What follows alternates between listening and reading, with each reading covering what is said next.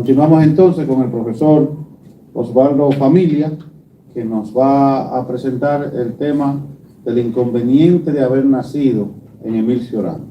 Bueno, tal como el maestro William indicó, le voy a estar presentando al pensador rumano Émile Cioran. Bueno, Émile Cioran nació el 8 de abril de 1911 en Rumania. Desde el 1929 hasta el 1931 estudió en la Facultad de Letras de Bucarest, o sea, allá en Rumania, obteniendo ya luego más adelante, en el 1932, su licenciatura en Filosofía. Ya a partir del 1933 publica su primer libro, titulado En la cima de la desesperación. Con esta obtiene lo que sería el premio de jóvenes escritores rumanos. Cioran tiene una particularidad, o sea, resulta que él escribía en aforismos, o sea, expresiones concisas. Con ese primer texto, En la cima de la desesperación, él confesó en el prólogo que si no hubiese escrito ese libro se hubiese suicidado. Ya entre el 1936 y el 37 trabajó como docente en el área de la filosofía en un liceo allá en Rumania. Duró un año por razones de personalidad, o sea, una persona que iba a las clases, intentaba explicarle algo a un estudiante y de repente se reía, o sea, a mitad de una idea, no terminaba de expresar la idea. Parece que tenía algún tipo de patología.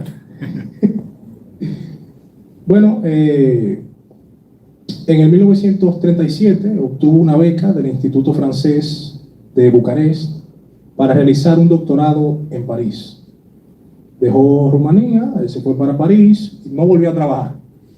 O sea, él no volvió, él vivió de la beca, iba así como vamos mucho aquí al comedor de la UAS, con 5 pesos comemos, con 5 pesos cenamos. Escribió sus primeros libros en rumano. Para ser específico, dicen 4, pero son 5, lo que pasa es que uno se rescató más adelante, hubo un libro que se quedó en el olvido.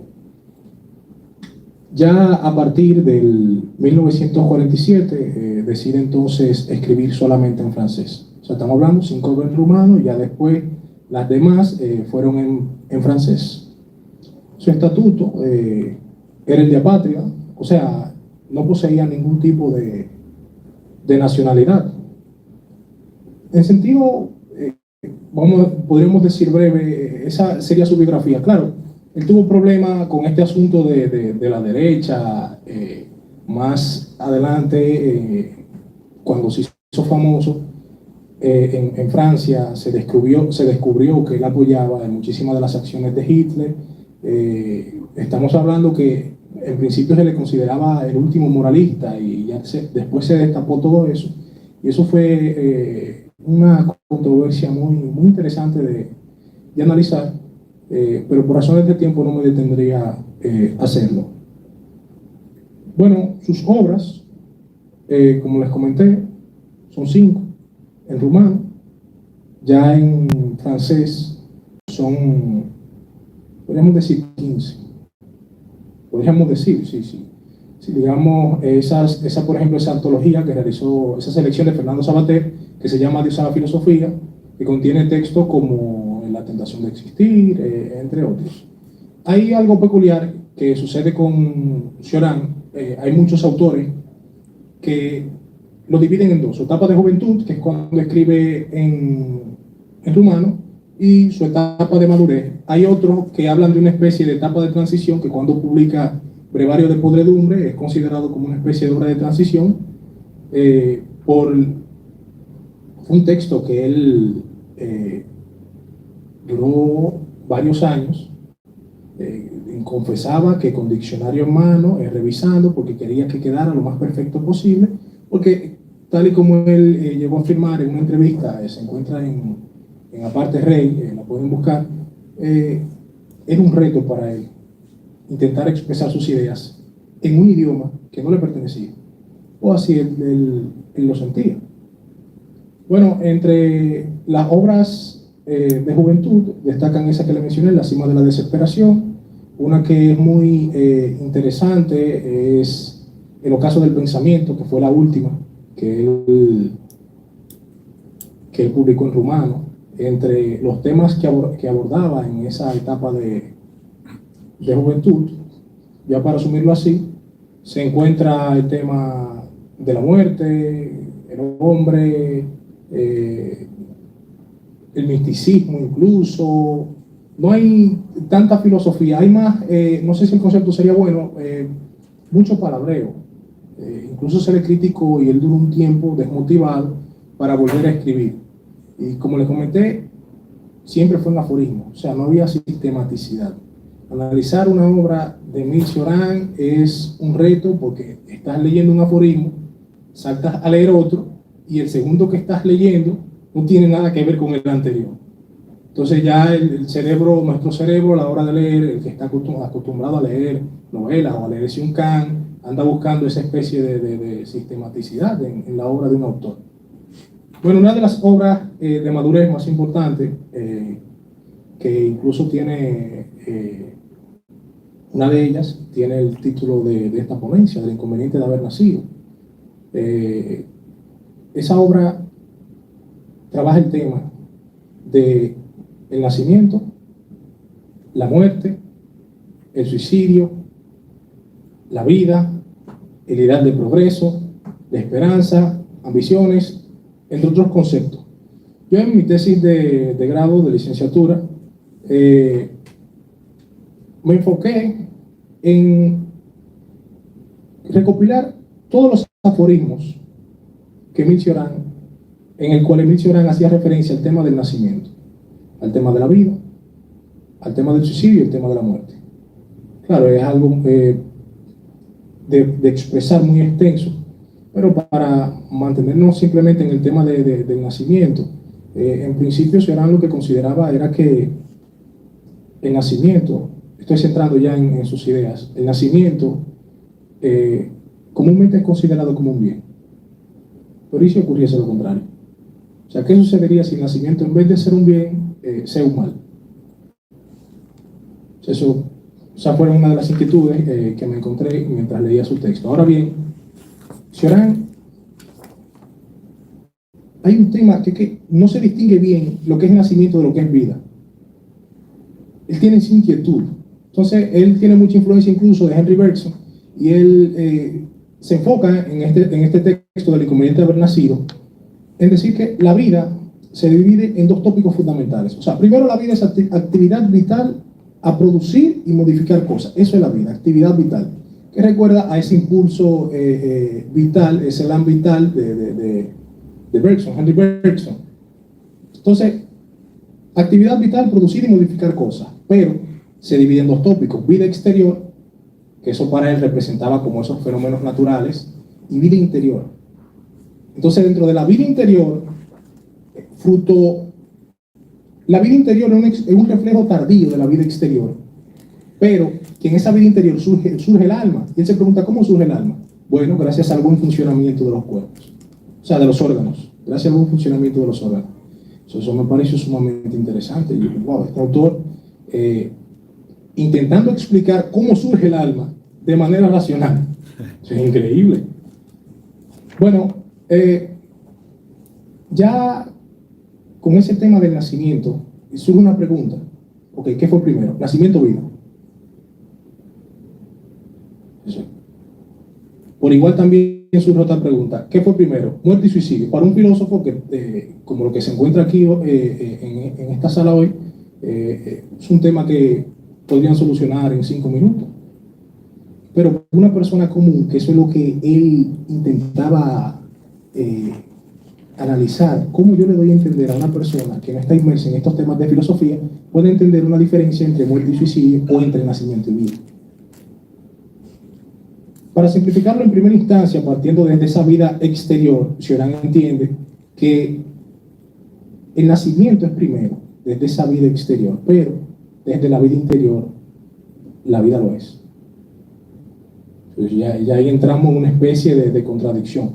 Cioran no es una persona que te plantea una pregunta y ahí mismo te le da la respuesta. Te suelta la inquietud así, tú tienes que vivir toda tu vida con esa inquietud y si tú quieres, decide darle solución a dicho problema. Claro, que como dijo Sabater en un ensayo sobre Cioran que escribió, claro, hizo incluso su tesis doctoral en Cioran, escribió que Cioran te dice siempre lo mismo en todos sus libros, pero con diferentes palabras. O sea, que tú te puedes estar leyendo el ocaso del pensamiento y te puedes estar leyendo más adelante del inconveniente de haber nacido y puedes notar que cuando hace referencia a la muerte en el ocaso del pensamiento, te está diciendo, claro, tiene la suficiente profundidad para prestarle atención a esa cantidad de aforismos, que está diciendo lo mismo. Porque él tampoco te busca crear un sistema para explicarte profundamente esa diferencia entre vida y nacimiento, entre muerte y suicidio. Lo que sí deja claro es una especie de relación que hay entre el nacimiento y la vida, así como hay discrepancia, te deja ver cierta similitud. Y también por igual, pero ya de manera más compleja, entre la muerte y el suicidio. Pero eso es sencillo, esa relación. O sea, si tenemos que el nacimiento es un mal, entonces se agarra por ejemplo, de Platón. Tenemos a Fedón, el ser Fedón de Platón, que consideraba que hay que seguir a aquel que muere porque la muerte es un bien. Entonces, si la muerte es un bien, el nacimiento es un mal. Y si el nacimiento es un bien, la muerte es un mal. O sea, es como... O sea, si el nacimiento es un mal, el nacimiento es un bien.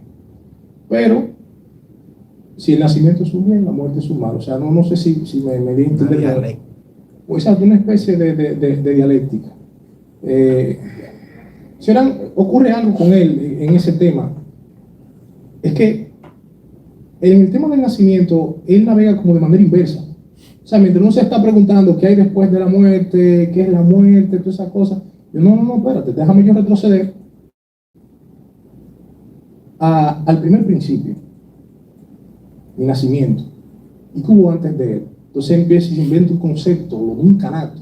Lo de un canato es aquello que se encuentra antes del nacimiento. Pero él no está pensando realmente en su nacimiento como ser humano, como ser biológico. O sea, él lo que está pensando en aquel primer momento. Él leía muchos textos diversos, leía sobre psiquiatría, física, entre otras cosas. Esa influencia se puede ver en un libro que tiene, que se llama Ejercicio de Admiración. Ahí recopila ensayos que le escribió, por ejemplo, a Mircea Eliade, que le invitaba, Mircea Eliade le llevó a comentar a él que dejara de escribir tantos temas funestos en revistas. O sea, de por Dios, deja de estar invadiendo los periódicos sobre el tema de la muerte y el suicidio. Suelta eso, dedícate a otra cosa. Entonces, teníamos que el inconveniente de haber nacido consistía en que el nacimiento era un mal. Otra influencia que Cioran tenía era Schopenhauer. Si el nacimiento es un mal, la vida es sufrimiento, como tal. O sea, eso lo toma de Schopenhauer, lo de que la vida era sufrimiento. Pero ¿por qué la vida es sufrimiento? Ahí Cioran me hace recordar, ayer el maestro Luis estaba hablando sobre el mito de la felicidad y decía que la felicidad era un engaño. Cioran lo intenta expresarlo, pero de manera distinta, pero no te habla de felicidad así como tal, sino que te habla de idea de progreso, el ideal de progreso. Eso es un engaño para Cioran. Y Cioran realmente lo que busca con todos sus textos, aunque sean aforismos, es que el ser humano viva desengañado. Esa realmente, eso podríamos decir que es el fin de su filosofía. Porque él incitaba, decía un autor, no recuerdo quién era, maliciosamente a las personas a que se suicidaran. Como él entendía que el nacimiento era un mal, sería mejor uno suicidarse en vez de no estar viviendo. ¿Verdad? Si la vida es sufrimiento, ¿para qué estamos vivos entonces? Entonces, él decía algo muy clave. el suicidio es necesario, pero como idea. Pero una idea que no sea una sensación es una idea sin vida. Entonces, es pensar en el suicidio, tener la idea del suicidio, pero es para mantenerte con la sensación que te produce pensar en eso y seguir adelante. Eso es un vivir desengañado. Y al final, él lo que busca es, ahí vienen sus influencias con los místicos, es que el ser humano llegue a un estado de lucidez. Eso es en el fondo lo que Émile Cioran busca. Entonces de ahí que también la muerte sea también considerada un bien, o sea, te están mandando a suicidarte, claro, y considera que la vida es un mandato. Pero otra cosa que sucede con él, al no haber sistematicidad, es muy difícil uno centralizarse en un tema como Émile Cioran. Si intentas hablar del nacimiento, obligatoriamente va a hacer referencia a la vida. Si intentas hablar de la muerte, va a hacer referencia al suicidio, viceversa, y te vas a mantener saltando de un tema a otro. O sea, es muy, muy difícil uno centrarse en un solo tema en Émile Cioran. Este autor, haciendo referencia a lo que mencioné del ideal de progreso, decía que nacer es vivir apegado. Y ese vivir, al uno vivir apegado, o sea, uno nace apegado, pero lo que se apega es a la vida. Pero la vida es ambición, el ser humano es ambicioso de por sí. El ser humano incluso tiene esperanzas. Y aunque no tenga esperanza, no tener esperanza ya es un tipo de esperanza, no tener ambición ya es un tipo de ambición. Entonces Cioran se cayó en cuenta de eso. Entonces todo eso nos impulsa a nosotros a esa especie de ideal de progreso. Esa idea de progreso se debe realmente a que nosotros, no quiero decir por naturaleza, el ser humano es ambicioso, tiene esperanza, está pegado a la vida, y es precisamente porque nació. De ahí se explica el título y el tema del inconveniente de haber nacido. Ya todos los aforismos en el cual él te hable del nacimiento, te va a estar diciendo lo mismo, pero con diferentes palabras, dentro de ese texto y de otros. Gracias. Para él tener esa visión tan pesimista, ¿tuvo en su biografía, cuando él era niño, tuvo algún problema así que pudiera conducirnos a eso? Cioran jugaba en un cementerio que quedaba cerca de un campo donde él vivía, y jugaba con los cráneos de los muertos, o sea que él se encontraba pero él relata que su infancia él fue muy feliz, él tuvo una infancia muy feliz, pero ya uno se va imaginando ese contacto que tuvo. Su madre fue de mucha influencia para el abordaje de estos temas, porque su madre, cuando Cioran llegaba a casa agobiado, cansado, y expresándole a sus madres todas esas ideas pesimistas, la madre le dijo, bueno, yo debería haberte abortado. O sea, todo eso realmente, si un psicólogo se detiene a analizar la biografía de Cioran, se va a dar cuenta de que hay un problema para él poder enfocarse en abordar todo ese tipo de temas. Ahora, él le buscó como ese lado positivo a esas ideas tan pesimistas, que en primera instancia no es pesimista. Y aquí me voy a poner de fresco, pero Cioran era un vitalista antiacadémico. Eso era Cioran.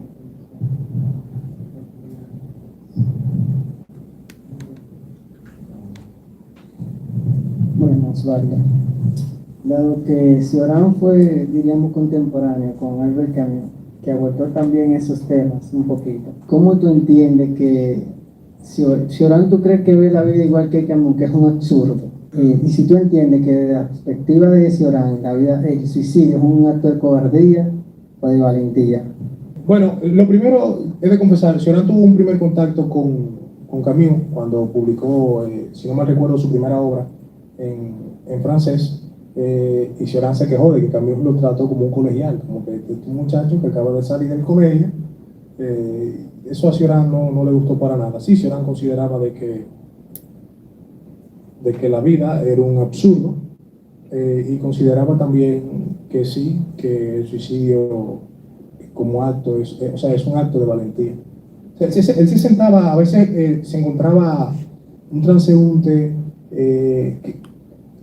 y le veía esa mirada como de que se quería suicidar.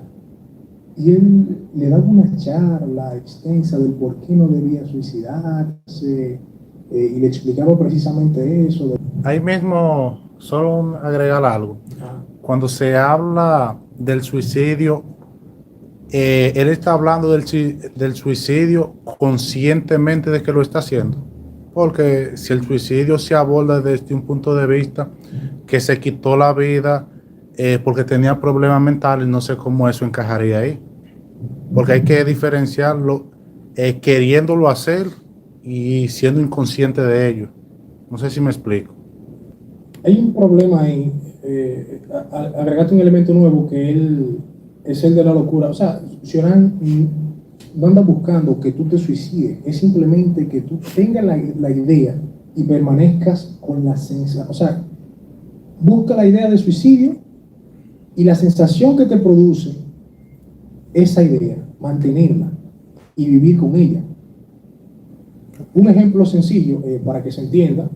Yo muy bien podría salir de esta sala y lanzarme al mar y así me evito el tener que hablar los minutos que me faltan aquí para expresar y el problema resuelto. Eso te sirve a ti hasta para aplacar los nervios. Así lo entendía Cioran. O sea, yo si se me pega la gana, perdón el término, yo puedo salir de aquí, me ahorco y ya, problema resuelto. Pero ¿qué sensación me produce a mí eso? Eso dirá él, eso incluso te da confianza a ti para tú hacer esas cosas que incluso la sociedad te dice a ti que no son correctos que tú hagas. Claro, ahí entran unas ciertas limitaciones en el ámbito de la ética y de la moral que se podría muy bien abordarse, pero hay muchos dilemas ahí. ¿Otra pregunta? Según lo expuesto, yo pude notar que en él hay mucha influencia del pensamiento de Schopenhauer.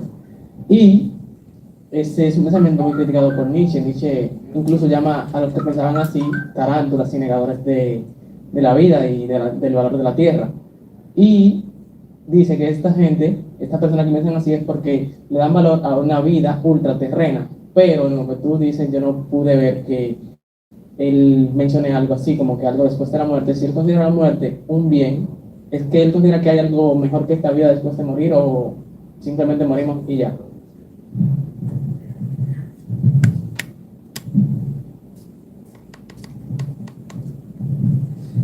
Como mencioné, él tenía mucha influencia de los místicos.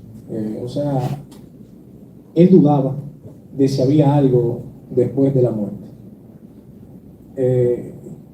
Claro, o sea, es que por razones de tiempo uno no puede realmente ensarzarse en todos esos conceptos que él aborda.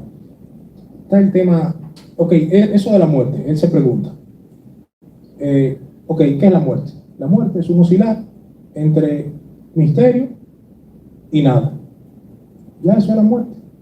Si tú analizas el por qué la muerte es nada, eso está claro, o sea, te aborda eso.